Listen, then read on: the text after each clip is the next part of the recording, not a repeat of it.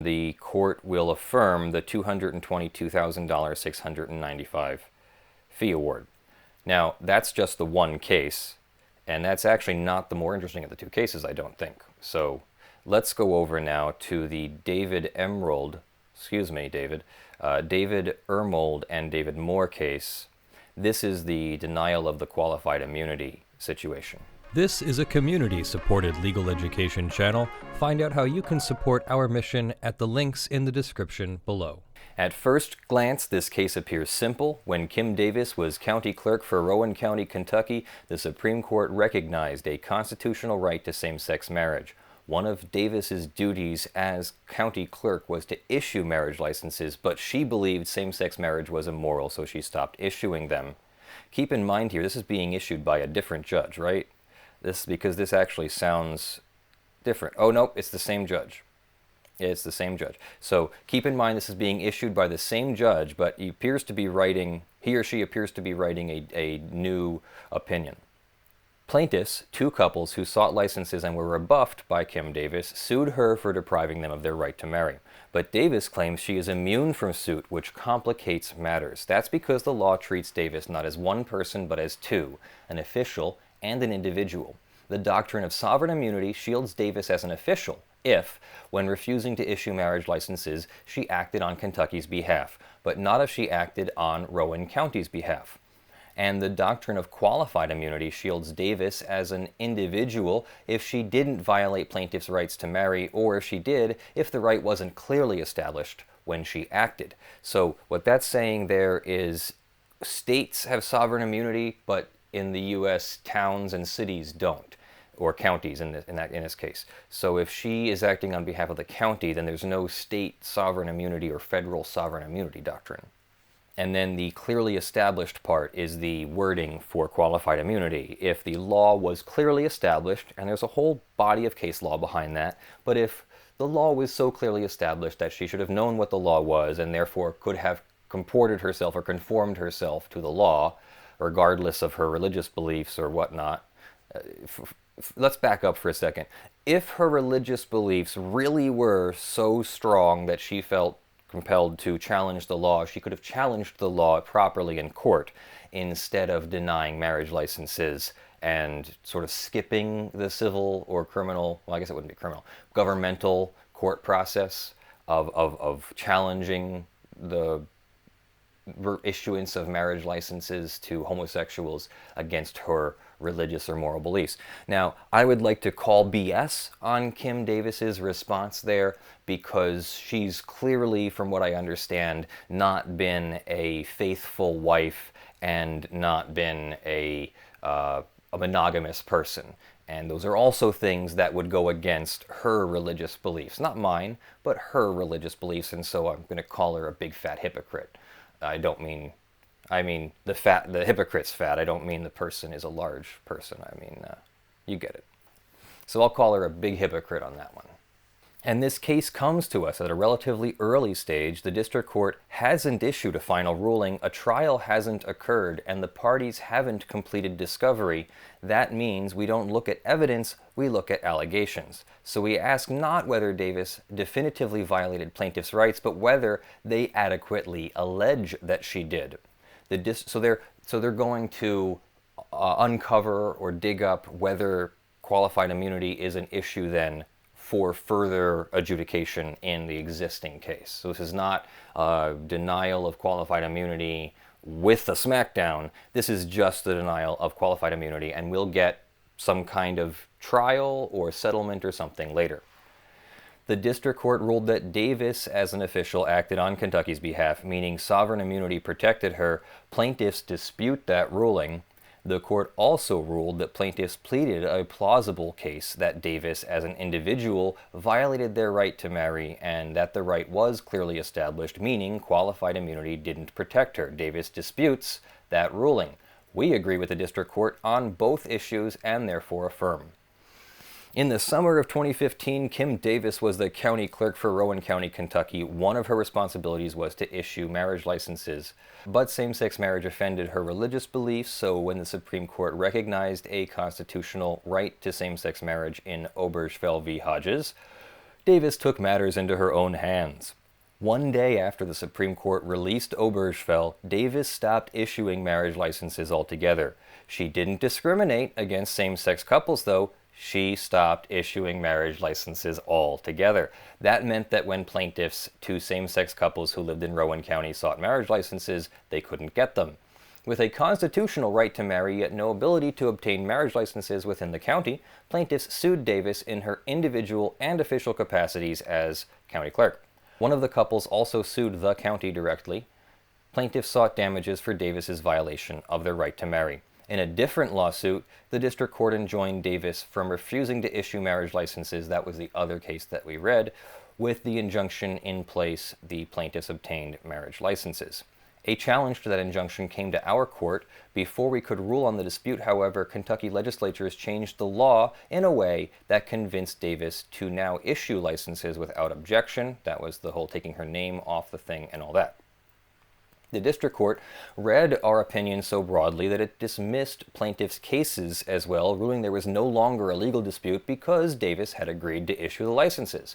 Two plaintiffs appealed. We reversed because they sought damages for the past deprivation of the right to marry, which meant there is still a dispute to resolve. So Ermold versus Davis is the case and that we're reading now, and they're trying to keep the case alive. Just because the marriage license was finally issued and they presumably got married, congratulations, that does not mean that the case is over. They still get to sue for that original denial and any damages and attorney's fees and all that. On remand, the district court reopened the other two plaintiffs' cases. Davis then moved to dismiss the complaints, arguing sovereign immunity. The district court sided with plaintiffs on the qualified immunity issue, ruling that the doctrine didn't shield her, and with Davis on the sovereign immunity issue, ruling that the doctrine did. Davis appealed the denial of qualified immunity, and plaintiffs appealed the grant of sovereign immunity.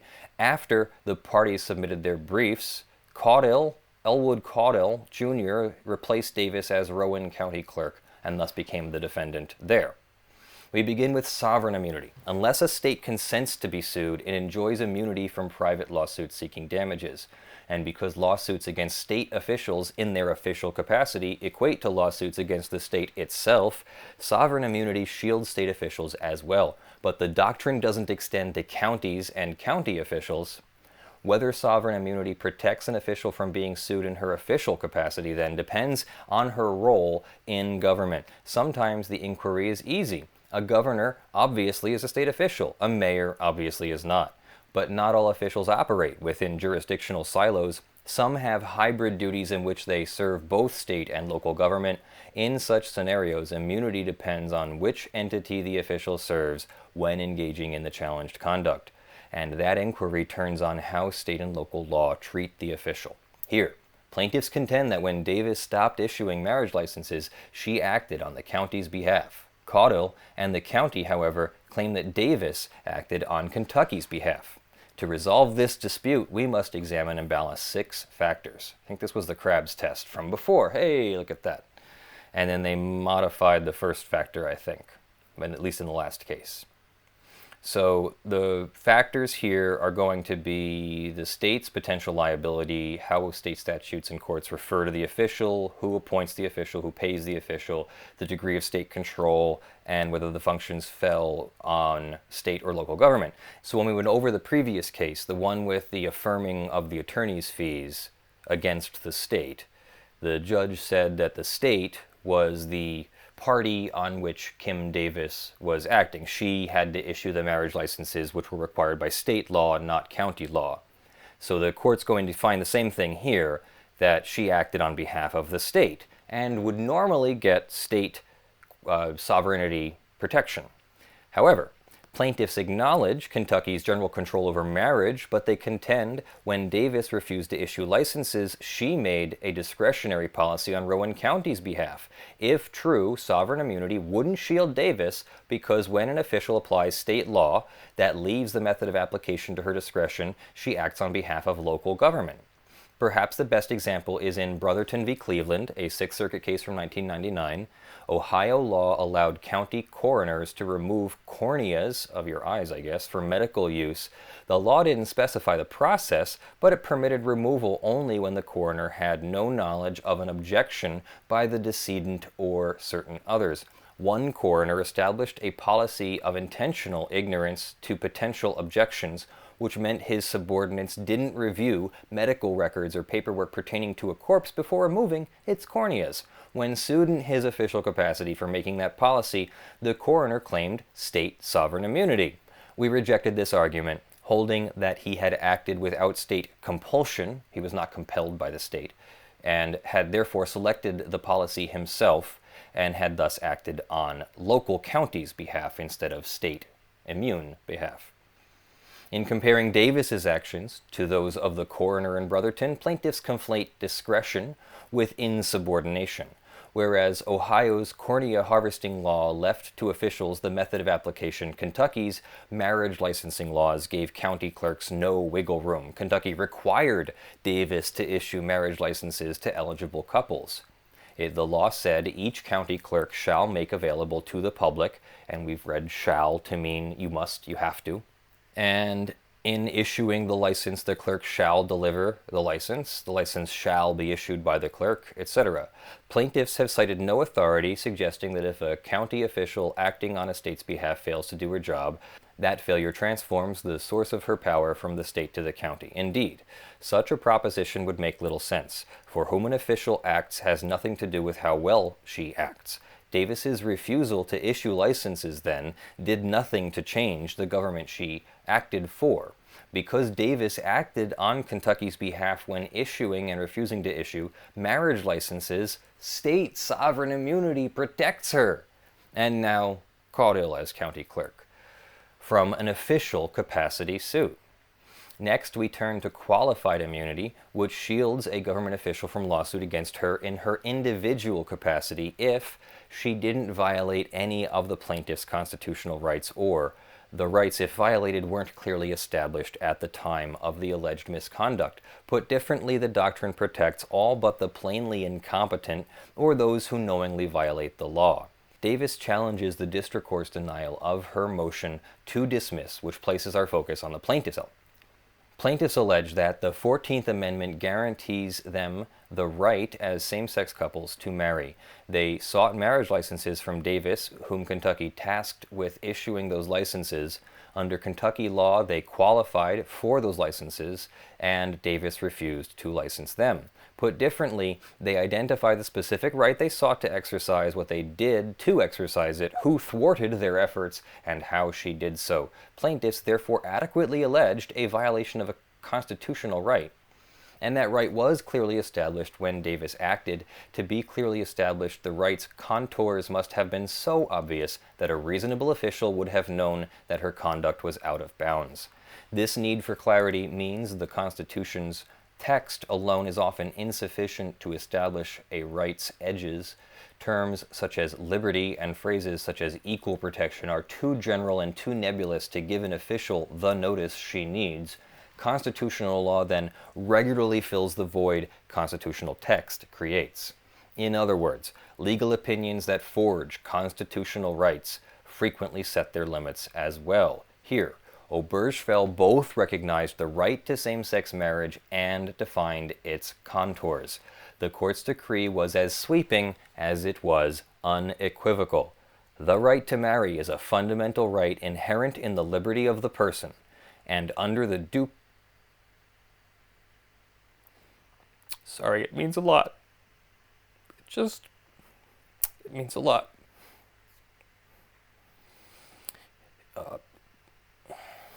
I've lived 35 years.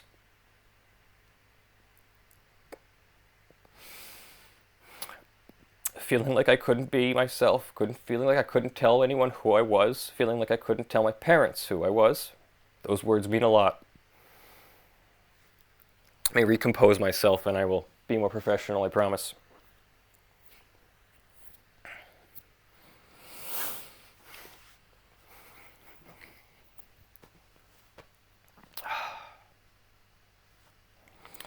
The right to marry is a fundamental right inherent in the liberty of the person, and under the Due Process and Equal Protection Clauses of the 14th Amendment, couples of the same sex may... I can't do it. Couples of the same sex may not be deprived of that right and that liberty. The court now holds that same-sex couples may exercise the fundamental right to marry. No longer may this liberty be denied to them.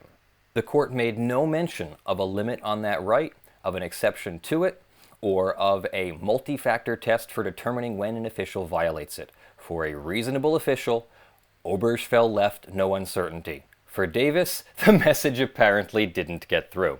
And it still doesn't appear to have gotten through. She now argues that Obergefell didn't even apply to her conduct, because she stopped issuing marriage licenses to all couples regardless of their sexual orientation. She claims she obviated any equal protection issue. That might be so, but the right to marry also arises from the 14th Amendment's Due Process Clause. The Equal Protection Clause, like the Due Process Clause, prohibits this unjustified infringement of the fundamental right to marry. Under the Due Process and Equal Protection Clauses of the 14th Amendment, couples of the same sex may not be deprived of that right and that liberty. So one could say that Davis provided equal protection of the laws, but in reality, her alleged conduct amounted to an equal deprivation of the due process right to marry.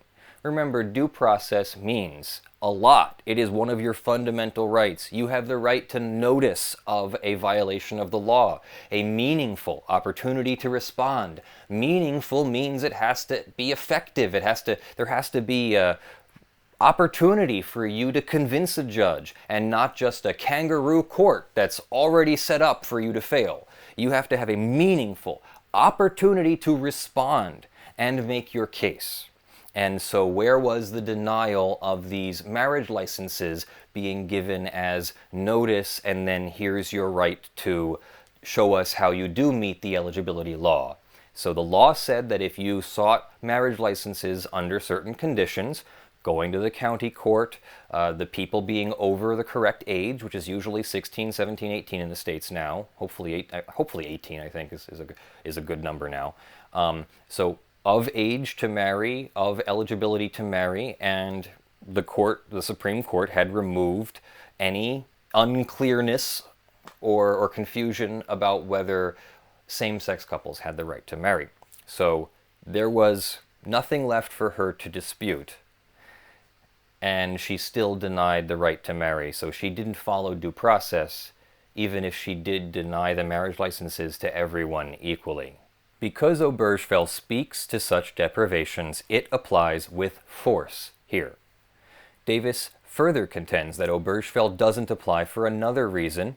Obergefell involved a total ban on same-sex marriage, but here plaintiffs could have obtained marriage licenses elsewhere in Kentucky. She also presents two other arguments with similar thrusts.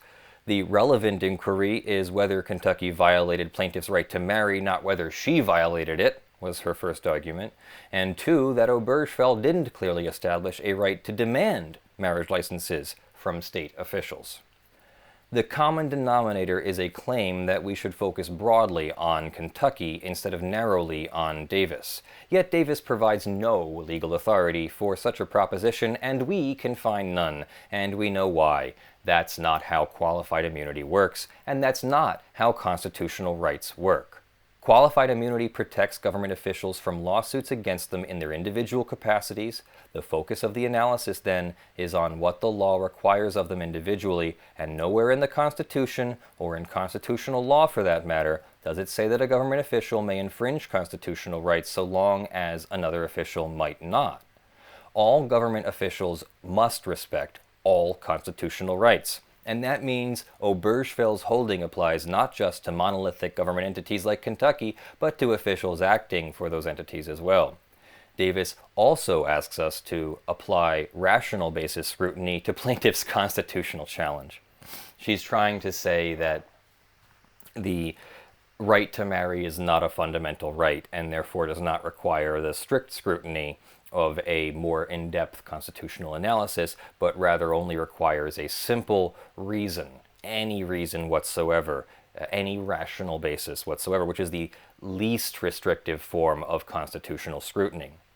She says her actions were objectively reasonable because Kentucky's Religious Freedoms Restoration Act required her to accommodate her personal religious freedoms opposition to same-sex marriage. This argument fails because, under Obergefell, the direct prohibition of same-sex marriage didn't trigger the tiers of scrutiny analysis typical in many other constitutional inquiries. Rational basis never appears in Obergefell majority's opinion.